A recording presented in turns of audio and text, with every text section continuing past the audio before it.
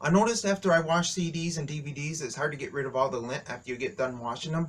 I know you can probably use a lint-free cloth or something like that, but instead of using that, I found a trick that works for me, and maybe it'll work for some of the people out there too. I got an old piece of cotton cloth here, and make sure it's wet, and I use a little bit of hand soap on it, and then I take the disc and usually from center to the outside of it, and hardly any rubbing at all. You don't even want to rub, really, because that would just scratch the disc, and you don't want to do that. Then I rinse it off. Now for the next part. I have a small mattress air pump right here that I'm going to use to get that water off from here. And if this is a DVD, there's one more thing you have to do if it's a DVD after I get done. So I'll show you what I do now. Make sure whatever air thing you use doesn't create heat, because that could ruin your disc also.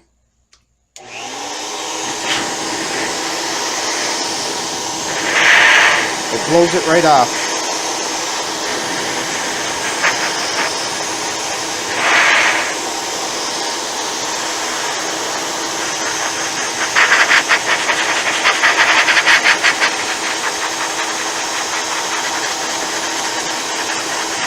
And there it is, all dry, lint-free and everything.